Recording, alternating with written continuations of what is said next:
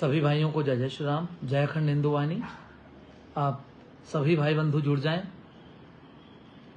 आज बात होगी सिद्धार्थ नगर में जो भी हाल ही में 2 दिन पहले SC/ST का मुकदमा लिखा गया है। आप सब लोग जुड़ जाएं तो फिर विस्तार से बात बेहतर रहेगा।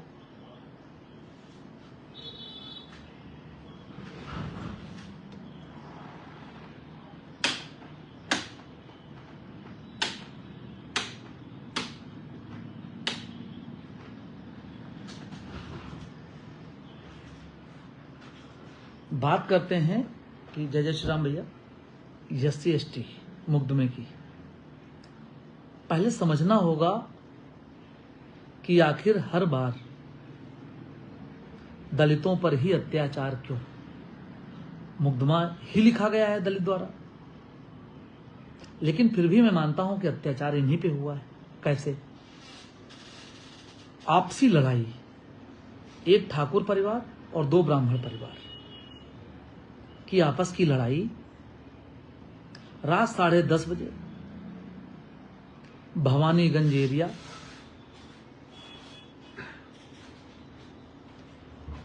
में रोड रेज में एक फॉर्च्यूनर और एक अर्टिगा पूरी तरह से क्षतिग्रस्त कर दी जाती है दूसरे सवर्ण कास्ट के लोगों द्वारा। आपसी रंजिश, चुनावी रंजिश थी। अब रात 10:30 बजे हरिओम कुशवाहा जी वहां के थाना अध्यक्ष हैं, उन्होंने रात 10:30 बजे लगभग लोगों को थाने लाया गया और उन्होंने मुकदमा पीड़ित पक्ष की तरफ से लिख लिया। क्योंकि शासन होता है, तो दूसरी पार्टी थी, उन्होंने स्थानीय नेताओं द्वारा, जैसा कि मैंने लिखा, पूर्व विधायक जी। तो एक बात पहले ध्यान रखना पड़ेगा कि अभी कुछ समय पहले जब ABVP कार्यकर्ताओं पर लाठियां चली थी श्री राम स्वरूप यूनिवर्सिटी में, उसके 2 दिन बाद वहां पर बुलडोजर की कार्रवाई हुई और उसके अगले दिन पश्चिम में संगठन के प्रदेश अध्यक्ष आदरणीय भूपेंद्र चौधरी जी ने एक मीटिंग के दौरान बोला कि जिला अध्यक्ष थानों को ना चलाएं, जिला अध्यक्ष संगठन चलाएं और थाने विधायक और सांसदों के लिए छोड़ दें। हो सकता है नेताजी को ये बात अच्छी लग गई हो। खैर, मैं फिलहाल उस अभी नेता का नाम नहीं लूंगा, लेकिन आखिर दलित को इसमें क्यों पेरा जा रहा है, क्यों उसको पीसा जा रहा है? सुबह 12:30 बजे के करीब एक दलित व्यक्ति को बुलाया गया और उसके द्वारा विपक्षी, एक उसमें ठाकुर का लड़का है वीरेंद्र कुमार सिंह, अमित तिवारी, इन लोगों पे हरिजन एक्ट लिख दिया गया। जब रात 10:30 बजे 10:30 बजे रात में अगर लोग पुलिस कस्टडी में थे, पुलिस ने तहरीर दर्ज कर ली थी, तो फिर 12:30 बजे उन व्यक्तियों ने जाकर कैसे मारपीट की, ये तो समझना होगा। दूसरी बात, इस संबंध में सिद्धार्थनगर के आदरणीय कोतवाल साहब के ऑफिस से मेरी बात हो गई है। मैं चाहता हूं कि इस मामले को गंभीरतापूर्वक निष्पक्ष जांच करें, अन्यथा इस सोमवार का समय SP ऑफिस से मांगा गया है और अगर कार्यवाही निष्पक्ष नहीं हुई तो अगले शुक्रवार को मैं स्वयं और हमारे संगठन के जो भी लोग हैं वो SP ऑफिस सिद्धार्थनगर सुबह 11 साढ़े 11 बजे के आसपास हम सब लोग वहां एकत्र हो जाएंगे। ये एकत्रीकरण बड़ा ही धैर्यपूर्वक होगा, लेकिन प्रशासन इसको कमजोर न समझे, क्योंकि एकत्रीकरण का मतलब है हजारों की संख्या। अगर वाकई दलित के साथ मारपीट होती है, अगर दलित को मुकदमा लिखवाना है तो उसके जूते घिस जाएंगे, मुकदमा नहीं लिखा जाएगा। ये प्रशासन की सच्चाई है।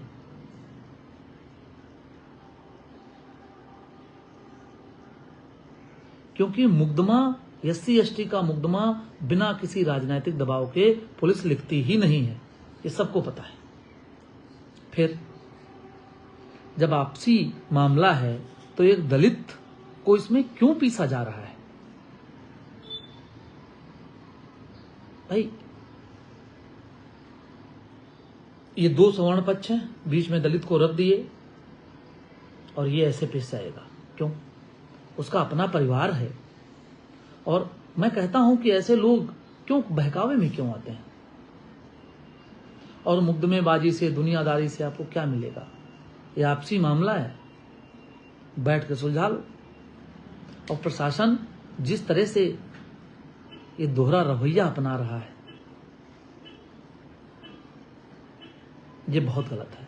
और इतना ही नहीं, एक बीजेपी का चेयरमैन है, नाम है रवि, सोहरतगढ़ का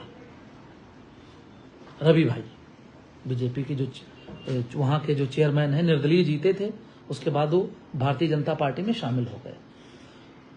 सिद्धार्थनगर का ही मामला है और डुमरियागंज पड़ता है। वहां पे एक बाबा जी रहते हैं, श्री सतीशानंद त्यागी जी महाराज। आए दिन उनकी मंदिर की जमीन पर कब्जा, उनके साथ मारपीट, मंदिर का सामान लुटवाना, अपने लड़कों को भेज के। भाई रवि जी, आप ये बताएं, अगर आप निर्दलीय चुनाव जीते थे, फिर भारतीय जनता पार्टी में शामिल हुए, तो भारतीय जनता पार्टी तो बाबाओं को तो सम्मान करती ही है, जब स्वयं बाबा जी मुख्यमंत्री। फिर क्यों ये गुंडाई? अगर सिद्धार्थनगर आना हुआ तो आपसे भी मुलाकात होगी। और मैं आपसे भी अपील करता हूं कि आप आदरणीय बाबा जी को, सतीशानंद त्यागी जी महाराज को स्वयं या तो चले जाएं या तो उनको बुलवा लें और आपस की बातें आपस में सुलझा लें। वो जो बाबा हैं वो सन्यासी, उनके पास खोने के लिए कुछ नहीं है और आपके पास खोने के लिए बहुत कुछ है। और जो लोग अकेले होते हैं, निडर होकर अकेले समाज में घूमते हैं, सन्यासी हैं, उनके प्रहार से सिर्फ आपको नुकसान होगा। मैं चाहता हूं, बिल्कुल भैया राम जी, बिल्कुल, अगर सिद्धार्थनगर एसपी ऑफिस ने फिलहाल तो ये बोला है कि सोमवार सुबह 11 बजे पीड़ित पक्ष को बुलाया भी है। अगर एसपी ऑफिस के माध्यम से, और ब्यूरोक्रेट्स ही करेंगे क्योंकि कलम उनके हाथ में है, दबाव उन्हीं का है, सच्चाई का पता वो लगा सकते हैं। उनके मोबाइल की लोकेशन देख लें कि उस समय वो जो राधेश्याम है वो उस समय उस लोकेशन पे था कि नहीं था। अगर नहीं था तो जिस एसएचओ ने ये मुकदमा लिख दिया है दबाव में माननीय जी के, उन पे भी कार्रवाई करें, उस एसएचओ को हटाया जाए। दूसरी बात, उन माननीय जी को तो सामने मैं ही ले आऊंगा, फिर उनका संगठन जानेगा कि उनके साथ क्या करना है। आज की डेट में जनता नेताओं से ज्यादा पुलिस से पीड़ित है, ये बात कहीं छुपी नहीं है। अभी हाल ही में पूर्वांचल की बात है, एक बीजेपी कार्यकर्ता को, धरना दे रहे बीजेपी कार्यकर्ता को पुलिस ने पीट पीट कर मार डाला। वो कार्यकर्ता समाजवादी पार्टी का नहीं था, कांग्रेस का नहीं था, वो कार्यकर्ता था भारतीय जनता पार्टी का। जब भारतीय जनता पार्टी स्वयं अपने कार्यकर्ताओं के लिए नहीं खड़ी है, क्यों? या तो खड़ी है क्योंकि उनके नाम के आगे ब्राह्मण शब्द जुड़ा था। ब्राह्मण जाएंगे भी तो कहां जाएंगे? वो तो भारतीय जनता पार्टी के कोर वोटर हैं। वोट कहीं दे भी आएंगे तो कोई नहीं मानेगा। शायद इसलिए भी कोई भारतीय जनता पार्टी का नेता, वहां का स्थानीय नेता, विधायक उस भाई के बारे में नहीं बोला। प्रशासन को इतनी खुली छूट देना कतई उचित नहीं है। ब्यूरोक्रेसी पे लगाम जरूरी है, लेकिन ब्यूरोक्रेसी पर निष्पक्ष रूप से वो काम कर पाए, इसलिए कोई ऐसा लीडर जिसकी कई लेवल्स पे जांच हो, वो उनको कंट्रोल करे। अगर कोई लोकल का नेता कंट्रोल करेगा तो जो जिसका आदमी होगा उसके अपोजिट पक्ष में चीजें हो जाएंगी, दूसरा आदमी जेल चला जाएगा। और जो पीड़ित नहीं, सच में अगर व्यक्ति पीड़ित होगा जेल चला जाएगा तो उसको अफसोस नहीं रहेगा, और अगर कोई नाजायज जेल चला जाएगा, छूट के आएगा तो गोली मार देगा। ये भी सच है।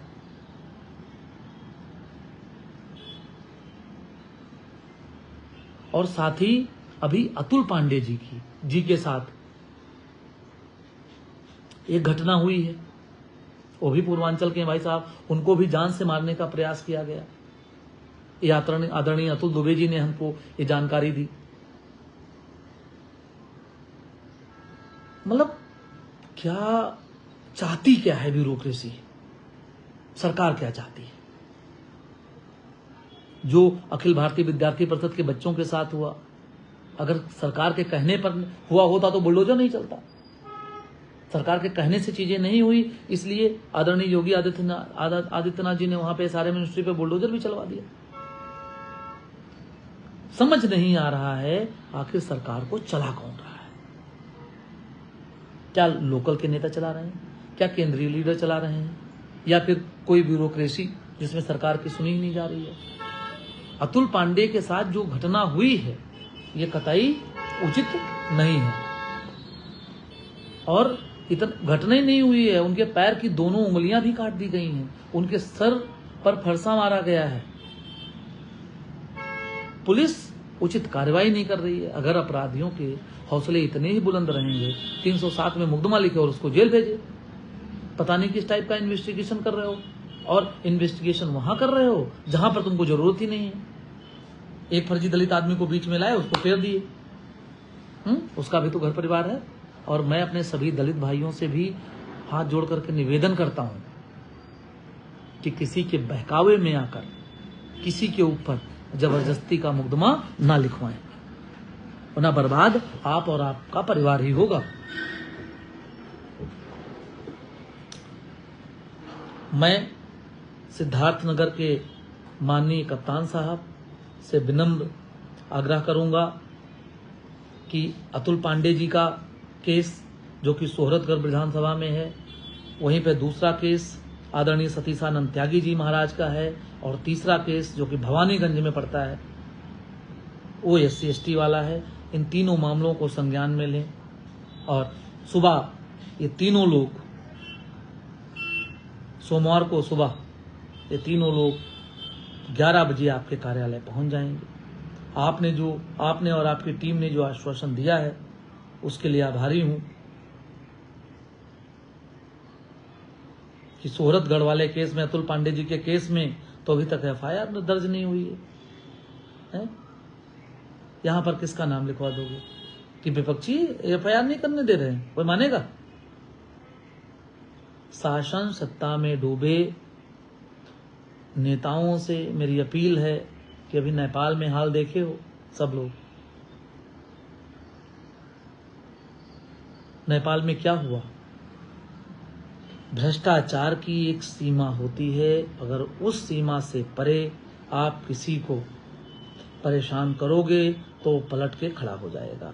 एक सीधा सा एग्जाम्पल आप सबको मैं बताता हूं भाइयों, खुश हो भैया मोनू, सीधा सा एग्जाम्पल बताते हैं। आप बहुत ताकतवर हैं और एक बहुत कमजोर आदमी है, आप उसको दौड़ा लीजिए, वो कब तक भागेगा? जब तक उसके पैर, उसकी आत्मा, उसका शरीर काम करेगा, उसके बाद वो खड़ा हो जाएगा। और जब खड़ा हो जाएगा तो जाहिर सी बात है वो आपकी तरफ देखेगा, और जैसे खड़ा हो जाएगा अब आपका वहां पे ईगो सामने आएगा। आप कहोगे जी इस आदमी की हिम्मत कैसे हुई मेरे सामने खड़े होने की भाई, जब वो भाग ही नहीं सकता तो खड़े हो जाएगा। बस यही हाल संलिप्तता में, भ्रष्टाचार की संलिप्तता में, सामाजिक अव्यवस्था की संलिप्तता में, शिक्षा के माध्यम से जो दूरियां बढ़ रही हैं कि गरीब आदमी के बेटे को शिक्षा नहीं मिल रही, अमीरों के बच्चे इंग्लैंड पढ़ रहे हैं, ये गलती शासन की है, सत्ता में होती है। और आदरणीय अतुल पांडे जी के सारे साक्ष्य, आदरणीय सतीशानंद त्यागी जी महाराज के साक्ष्य, और ये जो अभी आशीष सिंह पर जो मुकदमा दर्ज हुआ है इसके साक्ष्य कार्यालय पर जमा होंगे। मैं आप सभी को धन्यवाद ज्ञापित करता हूं। अगर ये तीनों मामले नहीं देखे गए तो मैं स्वयं सिद्धार्थनगर अगले शुक्रवार को आ रहा हूं। बात होगी। मैं अपने सभी कार्यकर्ताओं से आग्रह करूंगा कि अगर मैं आऊंगा तो एक दिन पहले सूचना दे दी जाएगी और आप सब लोग समय से पहुंच जाएंगे। सादर प्रणाम। राम राम। जय श्री राम। जय अखंड हिंदू वाहिनी।